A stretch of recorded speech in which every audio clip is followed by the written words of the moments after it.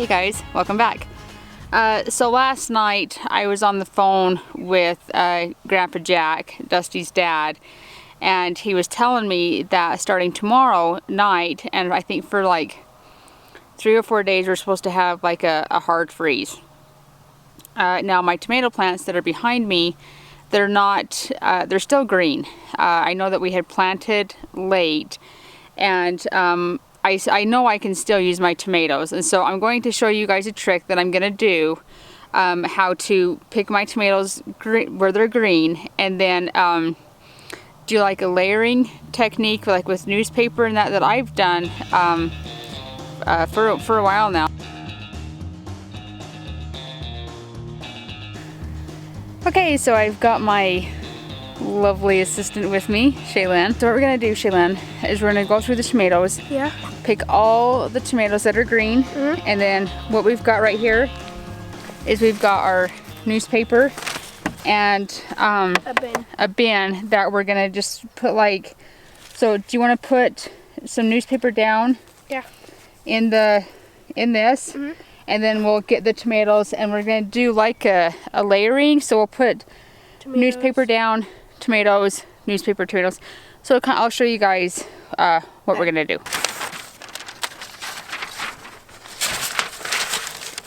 So as you guys can see, we've got, you know, tomatoes. Ooh. Green tomatoes. So what we're gonna do is just put them right there, and then we're gonna do, you know, we're gonna pack as many as we can on the bottom, just, you know, make sure they're not like completely like smushed together, but just like a good amount.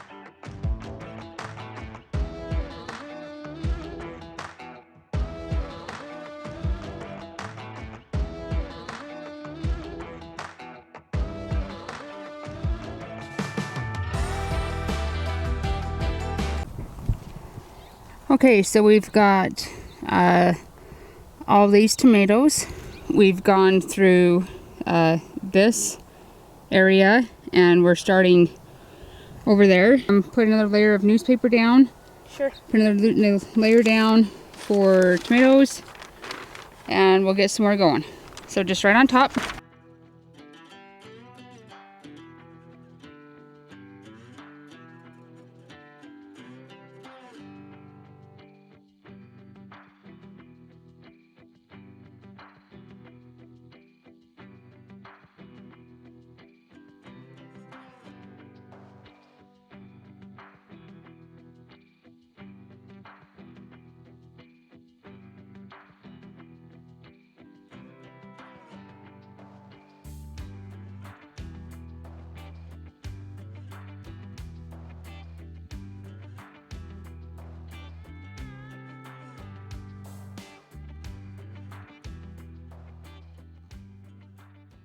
What are you doing here?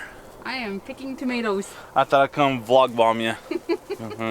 Come make an appearance. Oh, I see what you're doing. Because of the frost, is that why? Yep. Yeah, so talking to your dad last night, he was saying that we've got a really hard frost that's coming for the next 3 to 4 days. Yeah. So with these being green, I want to pick them down. You know, I've done this for like, what, years? Well, yeah, I've done it for a long time. Yeah. So layer them in paper, and then we just set them out until they start turning red. Yep. You know, a lot of people don't know this, but tomatoes, when you get them at the store, them big, nice red ones, they pick them green. And they do that so they can last longer. So they come from like usually Mexico, and by the time they get on the shelves here, they're red. But they started off picking them green just like this. A lot of people don't know that. I didn't know that. Yep, they ripen. They don't have to be on the vine to ripen. So yeah, this is a really good teaching method. So. And I was telling Shaylin, Shaylin's like, yeah, she's like, this is really a lot of fun. I says, but this is something that Shaylin will know how to do when she's older and has a garden. Yeah, it's easier. When you have a garden. You gonna be a gardener? Yeah, I already am a gardener. You are a gardener. This girl's my garden girl. She eats every vegetable, except for the spicy ones. I don't know, you eat spicy ones too, huh? Yeah. It's about everything. Is there anything you don't like? What vegetable don't you like? Kale. Kale? I love kale. It tastes bad, but it's good for you. I tell her that it does. It does kind of, raw. We eat it raw a lot of times, huh? Yeah. But we don't eat a lot of kale. I use it sometimes on my hamburgers and stuff. I'm sure somebody has good kale recipes, but I just grow a little bit of it to snack on in the garden. Yeah. Our garden snacks, huh? Yeah. Like our corn's done, by the way, Shakara. Oh, My. Midget corn. This is my midget corn. It's only about 8 tall. It's just this row, and then it gets really good corn down here. This corn's right here.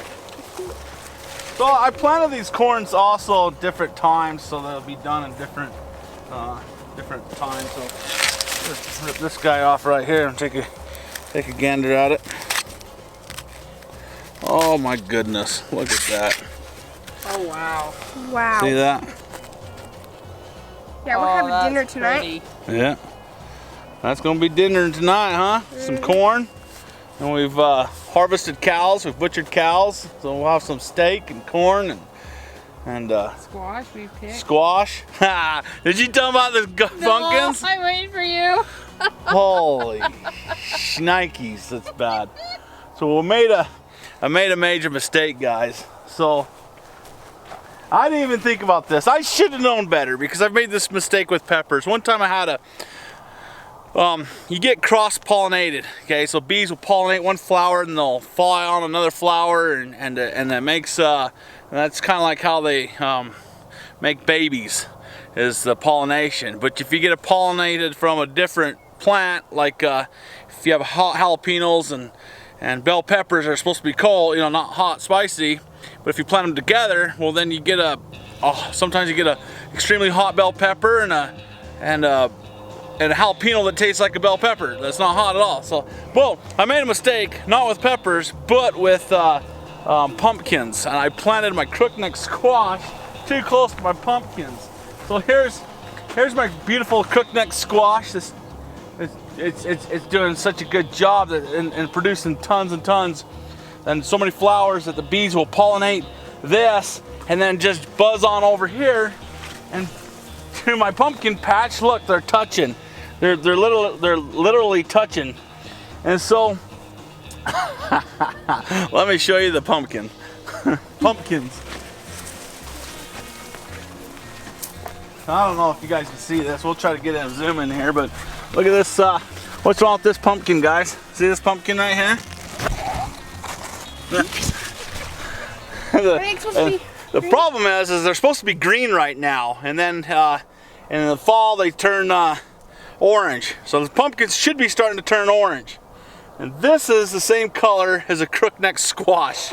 So they cross-pollinated. So it's going to be interesting. Maybe for Christmas we're going to have squash pie.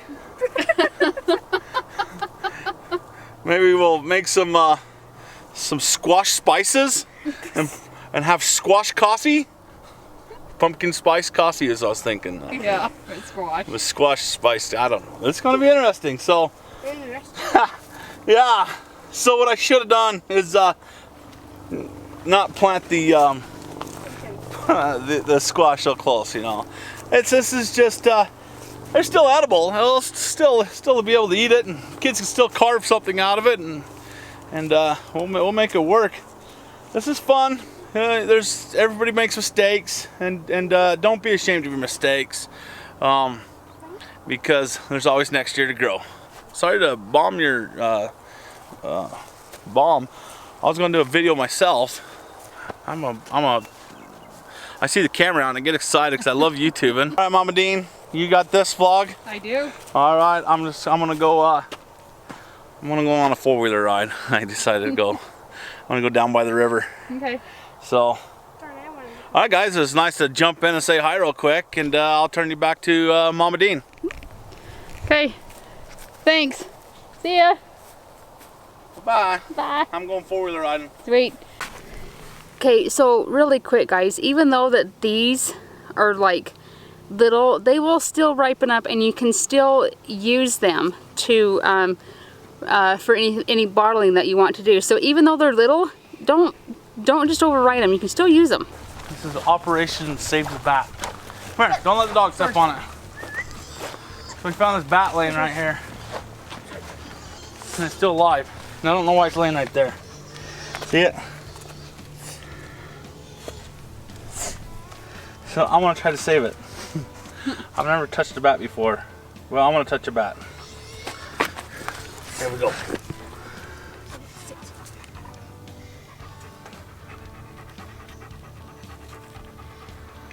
Oh, look at that. It's still alive. Look, it's got like a, what's that? Look at his face. What's that one cartoon character that's that Beanie in the Brain, or what's it called? Pinky in the Brain. Pinky, doesn't it look like the brain? Pinky in the Brain? Yeah. We're gonna conquer the world today. So it's still alive, but I'll go hang it in a tree. Bats do really good things. They eat mosquitoes. Oh, hang on. Let's see. I just hope my dogs don't. Hang on there. Hang there. There you go. I just got rabies. And then my dog's gonna eat it and have rabies. And then, you guys ever watch Cujo? That'd be a bad thing. What's the matter with you?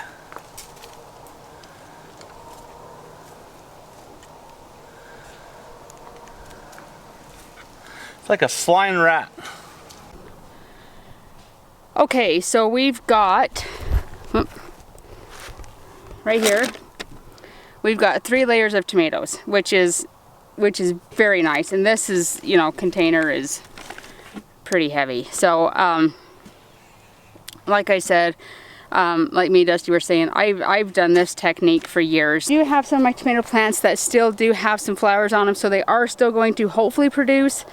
So I am going to cover them tomorrow, and my squash, and hopefully my pumpkins. So I will have Dusty help me tomorrow. We'll do a video tomorrow showing you guys how we try to cover our plants for a hard freeze. So this will take, so some flowers right there. Well, thank you, Shaylin, for helping me out today. Welcome. Was that fun? Yeah. So this is like a nice thing that you can teach your kids when they're my daughter's age, of how to, when your tomatoes are green, you're gonna have a freeze, how to get them to ripen up. So I think this will take about like what, a week or 2 for the tomatoes to ripen up. Yeah. So I'll keep you guys updated on how they ripen, show you guys and everything. So I think we'll call it a day. Yeah. Okay, thanks guys for watching. See you later.